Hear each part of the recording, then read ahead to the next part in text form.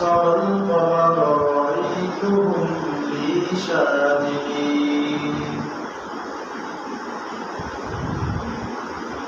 أو كما قال عليه الصلاة والسلام لا يؤمن أحدكم حتى أكون أحب إليه من والده وولده والناس أجمعين إن الله وملائكته يصلون على النبي يا أيها الذين آمنوا صلوا عليه وسلموا تسليما اللهم صل على سيدنا مولانا محمد وعلى آل سيدنا مولانا محمد اللهم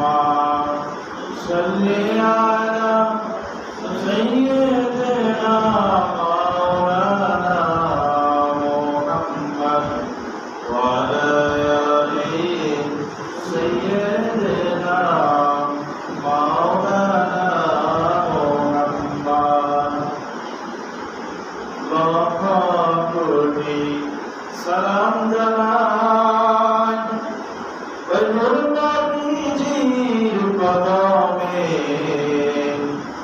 যার খাতিরে নাজাত পাবো ওই রোজ হাশরের ময়দানে আল্লাহুম্মা সাল্লি আলা সাইয়্যিদিনা মাওলানা মুহাম্মদ ওয়া আলা আলি সাইয়্যিদিনা মাওলানা মুহাম্মদ এক সূর্যের তাপনা আমরা শহীদ না করি গো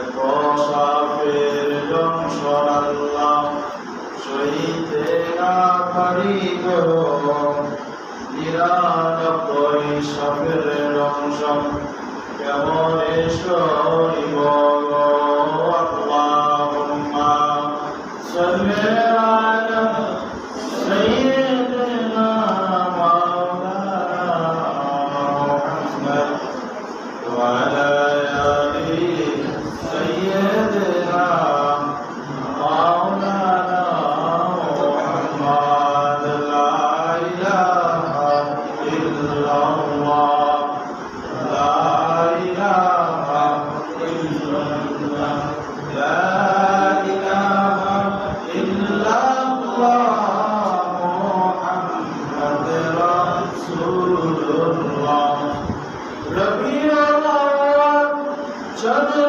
মাস ধরেতে নবীজির প্রকাশ বিবাহিত আকাশ বাতাস করে কালেমা মুসলমান লা ইলাহা ইল্লাল্লাহ লা ইলাহা ইল্লাল্লাহ লা ইলাহা ইল্লাল্লাহ মুহাম্মাদুর রাসূলুল্লাহ সাল্লাল্লাহু আলাইহি ওয়াসাল্লাম।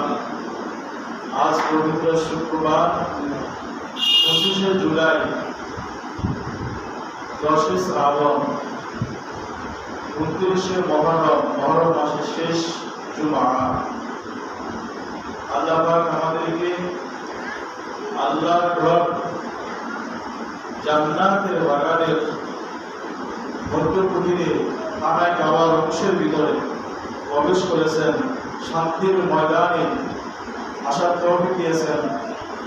আল্লাহর ইবাদত করার নিয়ত করে আমরা সবাই ঘর থেকে বের হয়ে আল্লাহ সুস্থ রেখেছেন। মহাপ্রভু দরবারে যে সুস্থতার একটা শোভাতে আমরা করি ফেলি, সকলে বলি আলহামদুলিল্লাহ। লাখো কোটি সালাত সালাম ও দুরূদ শরীফ হুজুর আকরাম সাল্লাল্লাহু আলাইহি ওয়াসাল্লামের প্রতি যে নবীর উম্মত আমরা কিনা দরখাস্ত হতে পেরেছি, সেই নবীজির প্রতি কত বেশি দুরূদ শরীফ আলাইহি সাল্লাল্লাহু আলাইহি ওয়াসাল্লাম। আজ মুহররম মাস শেষ লগ্নে আশুরা 10 আশুরাতে আল্লাহ পাক 10 জন নবীকে উচ্চ মর্যাদা এবং বিপদ থেকে হেফাজত করেছেন। আর তার মধ্যে আমরা দুজনের বিষয়ে কিছু আলোচনা করব। তার মধ্যে অন্যতম একজন আল্লাহর নবী, যিনি যার বিষয়ে কোরআনের একটি সূরা নাযিল হয়েছে, সূরাতুল ইউসুফ। সুবহানাল্লাহ। আল্লাহ পাকের কেমন নবী যার সম্পর্কে আল্লাহ কোরআনের সূরা দ্বারা তার জীবন বৃত্তান্ত উম্মতে মুহাম্মদী কিয়ামত পর্যন্ত যত মানুষ আসবে তাদের জন্য একটা উপমা এবং উপদেশ আল্লাহ পাকের নিদর্শন রয়েছে। কেননা আল্লাহ পাক রব্বুল আলামিন যে 10 জনকে এই মুহররম মাসে বিপদ থেকে হেফাজত করেছেন, তার মধ্যে আরেকজন আছেন আল্লাহর নবী আইয়ুব আলাইহিস সালাম। আমরা আইয়ুব আলাইহিস সালামের সম্পর্কে ছোট্ট একটা কাহিনী, আমরা ধৈর্য মানুষকে কেমন পর্যায়ে নিয়ে যায় আর আমরা বিপদে পড়লে যে ধৈর্য ধারণ করতে হয় সেটার বিবরণ আমরা আইয়ুব আলাইহিস সালাম থেকে দেব। আমরা অসুস্থ হয়ে যাই, আমরা হতাশ হয়ে যাই, আমরা বিভিন্ন রোগে পীড়িত হয়ে আমরা আল্লাহকে গালিগালাজ করি কিনা। নারী, বৃদ্ধ, মহিলা আছে, কিছু পুরুষও আছে, তারা বিপদগ্রস্ত হয়ে গেলে আল্লাহকেও গালি দেয়, তাই কিনা? আল্লাহ কি আমাকে দেখেছে, কাউকে দেখে নাই, এই লোক আমাকে কেন দিচ্ছে, এই কথা তারা বলে কিনা? ওই তাদের জন্য আইয়ুব আলাইহিস সালামের বর্ণনাটা আপনাদেরকে বলি। আল্লাহ পাক রব্বুল আলামিন এই পৃথিবীতে 2,24,000 নবী রাসূল প্রেরণ করেছেন। প্রত্যেকটা নবীকে আল্লাহ তাআলা কঠিন পরীক্ষার মাধ্যমে দুনিয়াতে আরাম আয়েশা কোনো নবী দুনিয়াতে ছিলেন না। প্রত্যেক নবীকে কষ্ট সাধ্য করে সাধনা করে অনেক কষ্টের মাধ্যমে ছোট্ট ইসলামের বাণী মানুষের মাঝে পৌঁছাইছেন। আর এই পৌঁছানোর মাঝে অনেক মারাত্মক অসুস্থতাও তারা ভোগ করেছেন। হযরত আইয়ুব আলাইহিস সালামের একটি ঘটনা।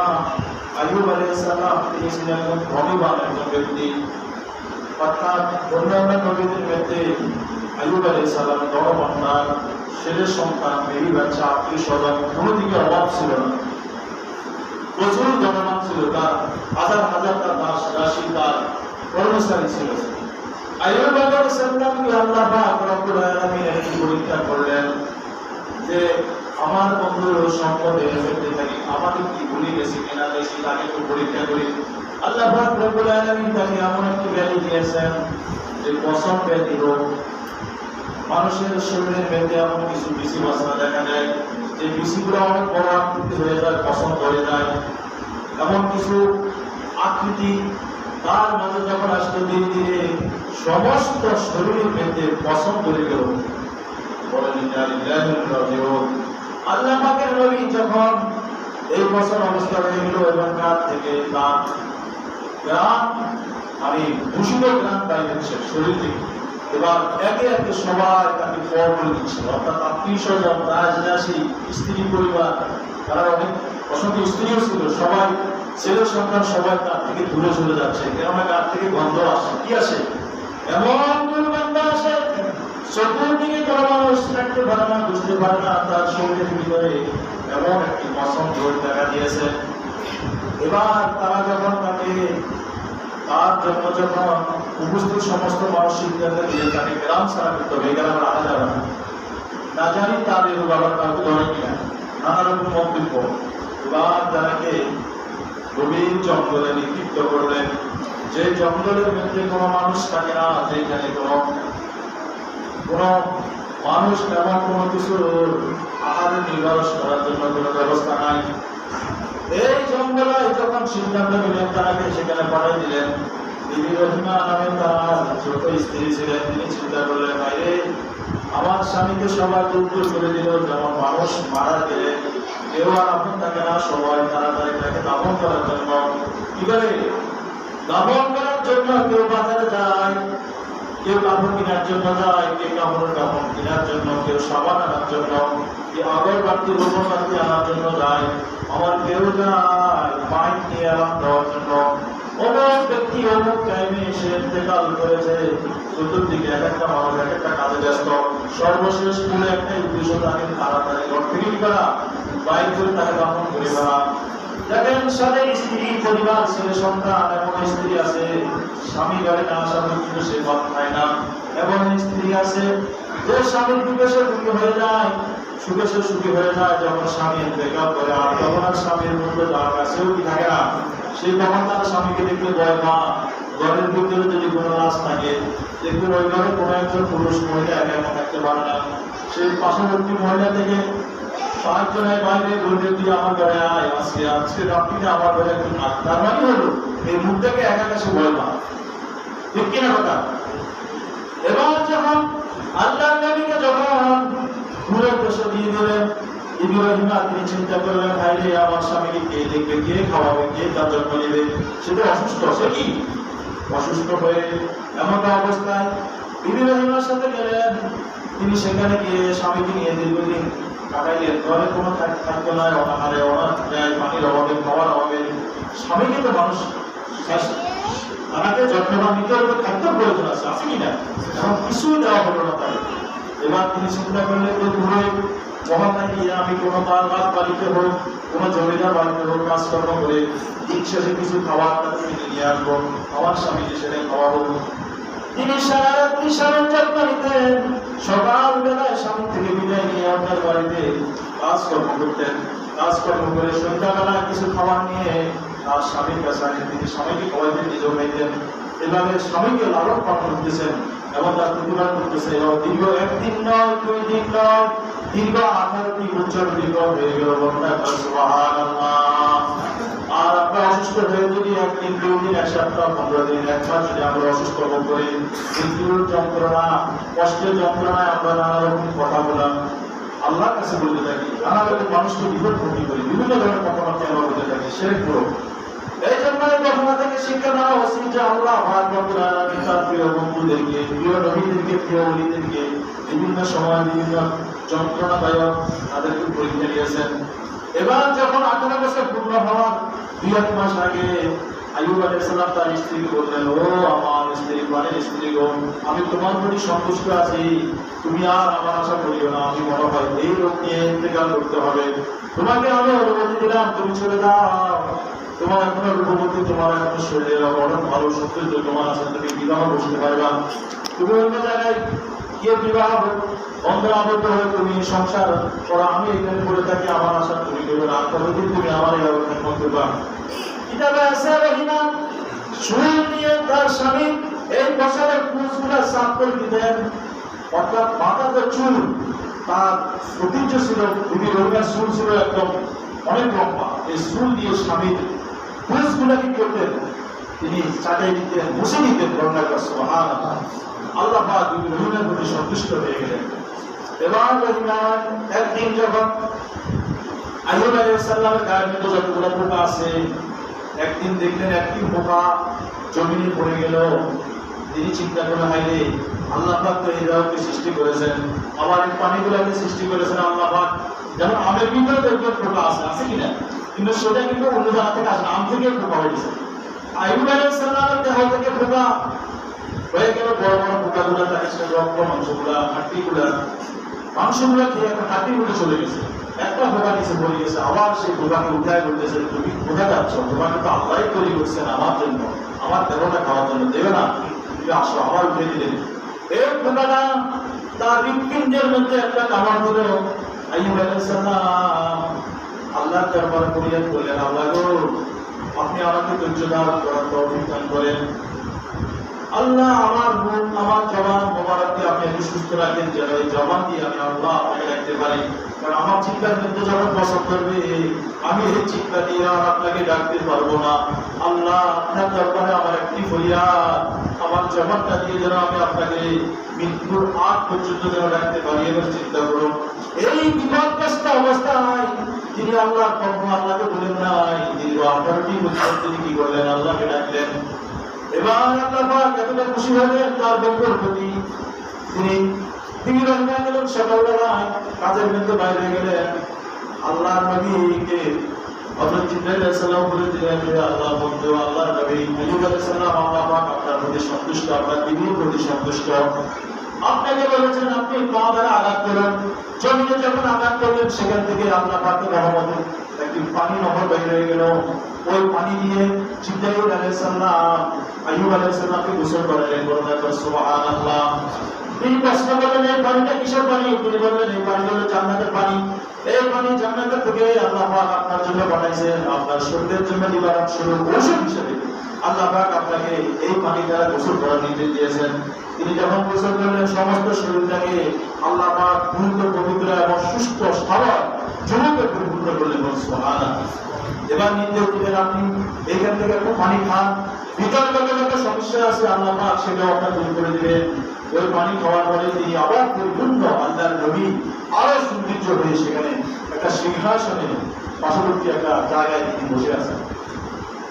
এদিকে বিবি রহিমা কাজকর্ম শেষ করে স্বামীর জন্য কিছু খাওয়া নিয়ে এসে স্বামীকে দেখলেন, যে জায়গায় স্বামীকে রেখে গেছেন সেখানে আর স্বামীকে পাওয়া যাচ্ছে না। তিনি চতুর্দিকে বাগানে বাগানে ঢুকতেছেন, না জানি আমার স্বামীকে বাঘে খেয়ে ফেলছে কিনা। কেননা এটাতে আমার কি জায়গা যেখানে বাঘ, কামড়, বাঘ, সিংহ রাস্তা না। এবার তার মনের ভিতরে আইলে আমার স্বামীরা হয়তো বাঘে খেয়ে ফেলছে। তিনি চতুর্দিকে ওই যে দিদি হাজারা যেমন চতুর্দিকে দৌড়াদৌড়ি করেছেন তার সন্তানের পানির জন্য, নিজের পানির জন্য, অনুরূপভাবে বিবি রহিমা চতুর্দিকে বাগানে বাগানে দেখতেছেন আর দৌড় হয়ে আল্লাহকে ডাকতেছেন, আল্লাহ আমার স্বামী কোথায়, আমার স্বামী কোথায়, আমার স্বামীকে আমি হারিয়ে ফেললাম। স্ত্রী পালন করা হয়ে দূরে বলে হয়ে দেখলেন একটা জায়গায় একজন রাজপুত্র তিনি বসে আছেন, সিংহাসনের মধ্যে বসে আছেন। তিনি যাই তাকে দেখলেন, দেখার পর চিনতে পারেন না, কারণ স্বামী তো ছিল চেহারা কোনো মতো দেখা যেত মানে বিশ্রী হয়ে গেল অসুস্থতা। তিনি চিন্তা করলেন, আপনি এত জিজ্ঞেস করি বাগানের ভেতরটা তো কোনো সময় দেখি নাই। জিজ্ঞেস করলো, ভাই আপনি কি আমার স্বামীকে দেখেছেন? আজকে দীর্ঘ 18 বছর আমার স্বামীর খেদমত করেছি, এখন আমি আমার স্বামীকে পাচ্ছি না, আপনি কি দেখেছেন? একটু অসুস্থ একজন ব্যক্তি যার শরীরের মধ্যে কোনো কি নাই, একটা জায়গাও খালি নাই যেখানে পছন্দ করে দিব। সে বললো, তুমি তোমার স্বামীকে খুঁজতে চাও, তোমার স্বামীকে তুমি চিনো না? হ্যাঁ আমার স্বামীকে তো আমি চিনি, তাহলে তুমি একটু ভালো করে দেখো, ভালো করে তুমি চোখ দিয়ে দেখো, তাহলে তোমার স্বামীকে তুমি দেখতে পাবা। কিছুক্ষণ পরে বারবার কয়েক তলা থেকে মাথা পর্যন্ত শুনে দেখতেছে আর চিন্তা করতেছে, গিয়ে দেখে সর্বশেষ যখন চক্ষুর মধ্যে যখন তিনি তাকালেন দেখতে পাইলেন যে অনেক মানুষ চোখ বন্ধ করা, চোখটা খোলা থাকলেও অনেক মানুষকে যারা বেশি কাছে তারা চিনতে পারে, ঠিক না?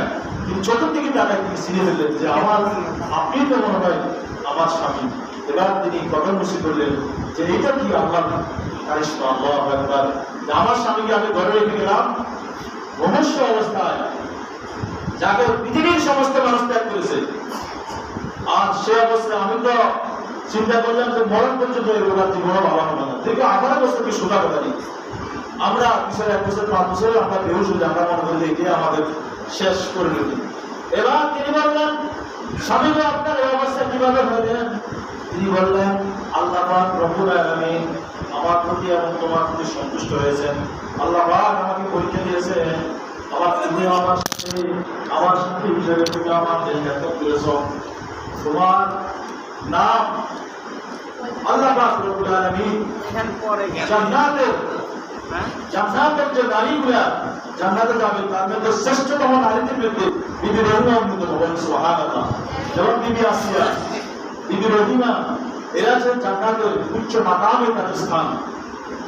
এবার তিনি বললেন, আল্লাহ পাক আমাদের প্রতি সন্তুষ্ট হয়েছেন। এবার উভয় আবার বাসায় চলে আসলেন। এবার সবাই দিত অবাক।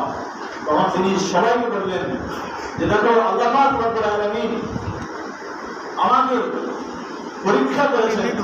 আল্লাহ পাক এই পরীক্ষার মধ্যে আমরা ধৈর্য ধারণ করেছি, সেজন্য আল্লাহ পাক রব্বুল আলামিন কেননা এই বিপদগত অবস্থায় তিনি 1 সেকেন্ডের জন্য আল্লাহকে বলেন নাই।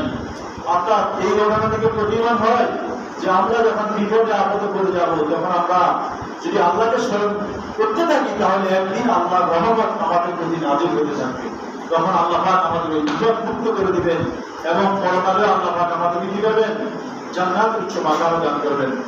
এই যে বিবি রহিমা এবং তার স্বামীকে যে সুস্থতা দান করেছেন, পূর্ণ জীবন দান করেছেন, আল্লাহ পাক ওই দিনটি হলো আশুরার 10ম তারিখ। সুবহানাল্লাহ।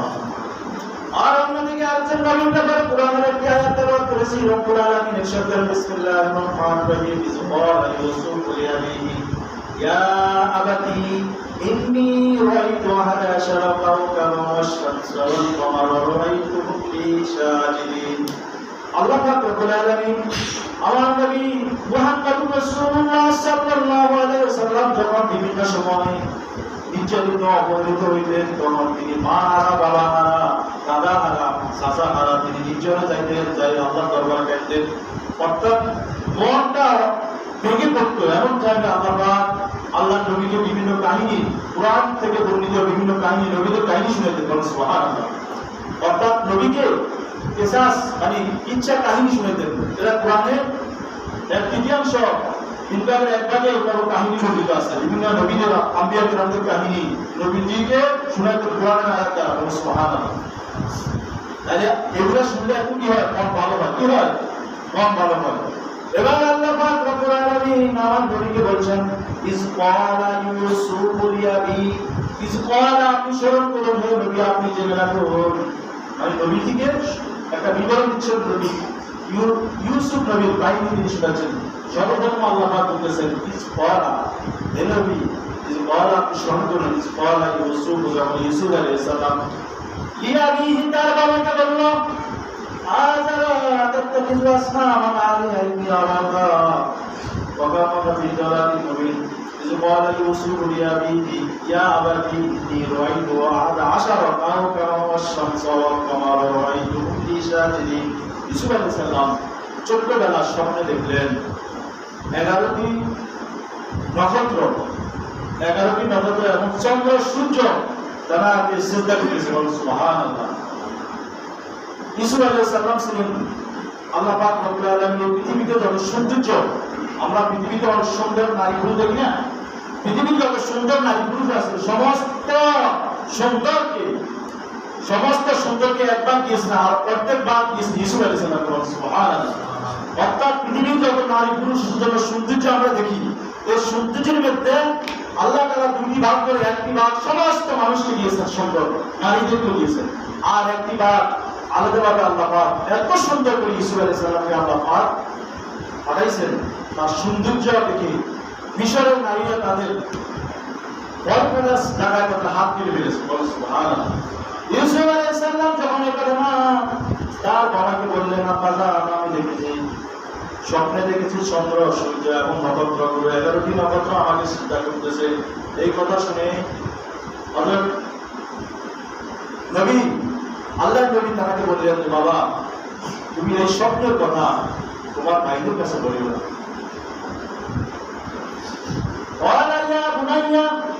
তিনি বললেন, ইয়া বুনাইয়া, হে আমার বাচ্চা, ইয়া বুনাইয়া লা তাকসুস, তুমি বর্ণনা করিও না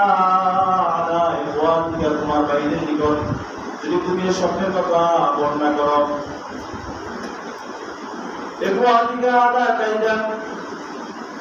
যে তারা ষড়যন্ত্র করতে থাকবে, যদি তুমি তোমার ভাইদের কাছে স্বপ্নগুলো যদি করতে থাকো, ইন্নাহু কায়দান, যে তারা কি করবে? তোমার উপর ষড়যন্ত্র করবে, তোমাকে মারার জন্য তারা কি করবে? বিভিন্ন ধরনের পরামর্শ করবে। ইন্নাহু কায়দান লাকাম ইন্নাহু লাকুম আদুউম মুবিন, যে আর ইন্নাহু লাকুম আদুউম মুবিন, শয়তান হচ্ছে মানুষের কথা শুনি শত্রু। আলাল ইনসানি আদুউম মুবিন, যে ইনসানের জন্য শয়তান কি প্রকাশ্য শত্রু। যারা তোমার ভাইকে যখন বলবে তখন তাদের মধ্যে হিংসা আসে যাবে। এত বড় মর্যাদা তাকে দেওয়া হয়েছে, এত সে সুন্দর, আবার বাবা তাকে কি করে ভালোবাসেন, কারণ তিনি ছিলেন এত সৌন্দর্য এবং তার আচরণ বিধিগুলা তার বাবা কি করলেন? খুশি হয়ে তাকে ভালোবাসতেন বেশি। অন্যদিকে বাইরে এটা সহ্য করতো না। আর বাইরে তাকে একদিন প্রবল দিয়ে পরামর্শ করে বাবা থেকে অনুমতি দিলেন, বাবা তাকে আমাদের সাথে একটু দেন, আমরা তাকে নিয়ে আমরা আমাদের ম্যাচ সরাইতে, আমরা সাগর সরাইতে একটু নিয়ে যাবো, তাকে প্রশিক্ষণ দিব, সেটা এটা দেখা দরকার আছে। নানা রকম পরামর্শ দিয়ে বাবার থেকে বিদায় নিয়ে গেল। তারা নিয়ে সেখানে ভাইরা, ওই যে 10টি ভাই, ইসুফ আলাইহিস সালাম 12 জন ভাই, তার নিজে ছিল 2 জন ভাই, আর অন্য মায়ের ঘরে ছিল 10 জন ভাই, মোট 12 জন। ইসুফ আলাইহিস সালাম বাদে 11 জন ভাই। ভাইয়েরা মিলি তাকে কূপের মধ্যে নিক্ষেপ করলো। এর আগে একজন শেষকে মেরে ফেলার জন্য অন্য ভাই ওরা বাধা দিছিল, না তাকে মারিও না, জীবনে মারিও না, আমরা বাবার কাছে কি জবাব দিব, আল্লাহর কাছে কি জবাব দিব। তখন ইসুফ আলাইহিস সালামকে যখন কূপে নিক্ষেপ করলেন, আর সেখান থেকে আল্লাহ পাক রব্বুল আলামিন ইসুফ আলাইহিস সালামকে কূপে এমন একটা কূপে নিক্ষিপ্ত করলেন যে কূপের বিষাক্ত পানি ছিল লবণাক্ত, যেখানে করলে মানুষ কি করে মারা যাবে। আল্লাহ পাক রব্বুল আলামিন সেই কূপের পানিকে মিষ্টি করে দিলেন। অন্যদিকে জিবরাইল আলাইহিস সালামকে বললেন, আমার বন্ধুকে সাহায্য করে, এই মুহূর্তে সে কূপে গভীর কূপে নিক্ষিপ্ত হয়ে যাবে। সাথে সাথে অন্য দিক থেকে তারপরে এসে ইসুফ আলাইহিস সালামকে সেখান থেকে উঠে নিলেন। উঠে নেওয়ার পরে সেখানে মিশরে বিক্রি করলেন। তারা পানির জন্য কূপের মধ্যে বালতি নিক্ষেপ করে দেখলো যে ইসুফ আলাইহিস সালাম বালতির উপরে বসে আছেন। উঠে দেখা যায় আল্লাহর নবী এত সুন্দর একজন পুত্র সন্তান থেকে তারা সবাই খুশি যে পানির জন্য ভাড়ায় নিচে ভাড়ালাম, এখন দেখলাম এত সুন্দর সন্তান যাকে বিক্রি করলে কোটি কোটি টাকা করে পাওয়া যাবে। এবার সবাই সেখান থেকে গিয়ে মিশরে আজিজের কাছে বিক্রি করে দিল। আবার সেখান থেকে তাকে নিয়ে রাজপ্রাসাদে নিয়ে গেল। আজিজের প্রধানমন্ত্রী সে চিন্তা করে, আমাদের সন্তান নাই। বিবি জুলেখার হাতে নিয়ে বলল, তোমার তো সন্তান নাই, তুমি তো সন্তান মা হতে পারলে না, এই একটা সন্তান তোমার পছন্দ হবে, কিন্তু তাকে সন্তানের মতো নামকরণ করো। সুবহানাল্লাহ। সেই সিংহাসনে তিনি রাজ পরিবারে কি হলেন, বড় হলেন। অথচ বাইরে মারা গেল কোথায়? কূপের মধ্যে বাইরে নিক্ষিপ্ত করে দিলেন। এই ঘটনাগুলো সর্বশেষ ঘটনাকে সংক্ষেপ করে আপনি বলবেন, এই সর্বশেষ মিশরের তিনি বাদশাহ হিসেবে আল্লাহ পাক তাকে কি করলেন, কবুল করলেন। আর যখন মিশরের দুর্ভিক্ষ আসলো, তখন বাইরে যখন আবার মিশরে আসলেন অন্য পানি নেওয়ার জন্য, তিনি বাইরেকে শিখে ফেলেছেন। বলেন সুবহানাল্লাহ। বাইরেকে বললেন যে তোমার ভাই, ছোট ভাই একজন আছে বেনিয়ামিন, তোমরা তাকে নিয়ে আসবা, যদি না আসে তাহলে তোমাদেরকে আগামীতে আমি আর কি দেবো না, চাও দিব না। বেনিয়ামিনকে তারা আবার বাবার কাছে বললো, বাবা বেনিয়ামিনকে না নিলে তো আমাদেরকে খাদ্য দিবে না। বাবা দেয় না, এখন তোদেরকে আমার ইউসুফকে একবার দিলাম, তোরা তখন তাকে কোথায় কি করলে আমার হিসেবে দিতে পারলি না, এখন বেনিয়ামিনকে নিলে আমি কিভাবে পারবো। বাবা যদি না দেন তাহলে আমরা নাগে মারা যাবো। ওরা আমার বেনিয়ামিনকে সাথে নিয়ে গেলেন। নেওয়ার পরে তিনি আবার তার বাইকে দেখি, এবার বেনিয়ামিনকে আটকে নাকি বললো যে এবার তোমার বাবা এবং তোমার মাকে নিয়ে আসো। বলুন সুবহানাল্লাহ। এবার যখন আল্লাহ নবী যখন আসলেন, ইউসুফ আলাইহিস সালামের সাথে যখন সাক্ষাৎ করবেন, যেদিন সাক্ষাৎ হইল সেই দিন হলো মুহররমের 10 তারিখ। সুবহানাল্লাহ। তাহলে আল্লাহ পাক রব্বুল আলামিন আল্লাহ নবীকে অসংখ্য পরীক্ষার নিরীক্ষার মাধ্যমে দাস দাসী হিসেবে বিক্রি হইল। সেখানে তিনি সেখান থেকে শুরু করে আল্লাহ পাক তাকে বাদশাহী দিলেন। আবার পুনরায় যে বাবা মাকে হারাইলেন, সন্তানের পিতা মাতা আত্মীয় স্বজন ভাই বোনেরা হারাইলেন, তাদেরকে আবার তিনি সেটাও কি করে দিলেন, একসাথ করে দিলেন। তাহলে আল্লাহ পাক প্রত্যেকটা নবীকে কি করলেন, পরীক্ষা দিলেন। এই প্রত্যেকটা পরীক্ষায় তোমরা উত্তীর্ণ হলেন। আর ইউসুফ আলাইহিস সালাম এবং তার বাবা যেদিন একত্রিত হলেন, সেই দিনটি হলো মুহররমের 10 তারিখ। সুবহানাল্লাহ। আল্লাহ পাক রব্বুল আলামিন আমাদেরকে মুহররম মাস থেকে অনেক কিছু শিখিয়ে আছে। এই মুহররম মাসের মর্যাদা আল্লাহ পাক কিয়ামত পর্যন্ত পৃথিবীর এই যুগে যুগে এই নবীদের যে ঘটনাগুলি হয়েছে, আবার যে নবীদেরকে আল্লাহ পাক মুক্তি দান করেছেন, সম্মানিত করেছেন, এই দিনটি করে স্মরণীয় হিসেবে মুহররম মাসের 10 তারিখ আমাদের পৃথিবীকে আল্লাহ পাক ধ্বংস করে দিবেন এই মুহররম মাসের 10 তারিখে। এর থেকে নিরিক্ষ হবে না। সুবহানাল্লাহ। অর্থাৎ এই দিনটা আল্লাহ পাকের কাছে সবচেয়ে প্রিয়। এই দিনটাকে আল্লাহ পাক রব্বুল আলামিন আমাদের জন্য স্মরণীয় করে রেখেছেন। এজন্য এই দিনেই আমরা আল্লাহ পাকের দরবার থেকে এই মাস বিদায় নিয়ে যাচ্ছি। আমরা এই মাস মুসিলাকে নবীদের মুসিলা নিয়ে আল্লাহ পাকের দরবারে আমরা ফরিয়াদ করবো। আমরা যদি কোনো বিপদগ্রস্ত থাকি, আল্লাহ আপনার বন্ধুদেরকে আপনি যে বিপদগ্রস্ত থেকে মুক্তি দান করেছেন। আল্লাহ আমিও বিপদগ্রস্ত, আমার তো তোমায় আমার নাই, আমার কোনো এলেম নাই, আপনার হাবিব নাকি হুজুর আকরাম সাল্লাল্লাহু আলাইহি ওয়াসাল্লাম খাতিরে, আপনার প্রিয় বন্ধুদের খাতিরে আপনি আমাদেরকে কি করেন, মুক্তি দান করেন। সমস্ত বিপদ থেকে আমরা আল্লাহর কাছে ক্ষমা চাইতে পারি না। অতীতে আমরা অনেক নামাজ কাজা করেছি, অন্যায়ভাবে করেছি। এখন বর্তমানে বিপদ আর বিপদ। কিছুদিন আগে দেখছেন ঢাকা শহরে বিমান দুর্ঘটনায় অনেক ছোট্ট ছোট্ট বাচ্চারা শত শত বাচ্চারা কি করলেন, শাহাদাত বরণ করেছেন। এর আগে দেখলাম গাড়ি অ্যাক্সিডেন্ট করে খালের মধ্যে গাড়ি পড়ে সেখানে অসংখ্য মানুষ মারা গেলেন। এর পরের দিন দেখলাম একটা প্রাইভেট গাড়ি একই পরিবারের 7 জন তারাও ইন্তেকাল করেছেন। এভাবে মনে হয় যেন বাংলার জমিনটা একটা লাশে পরিণত হচ্ছে। এটা একটা বিপদ। এটা কি বিপদ? আমরা আল্লাহ পাকের দরবারে নামাজের মাধ্যমে এবং তওবার মাধ্যমে আল্লাহ পাকের নিকট আমরা ক্ষমা চাই। আল্লাহ পাক যেন আমাদের এই দেশটাকে যেন রক্ষা করেন। আল্লাহ যেন আমাদের আযাব ও গজব থেকে যেন আমাদেরকে, আমাদের পরিবার, আমাদের সন্তানগুলোকে যেন আল্লাহ পাক হেফাজত করে। আমরা এই দোয়াই আল্লাহর কাছে করি। আল্লাহ পাক কবুল করুন বলে আমিন। আসসালামু আলাইকুম। যারা বড় আছে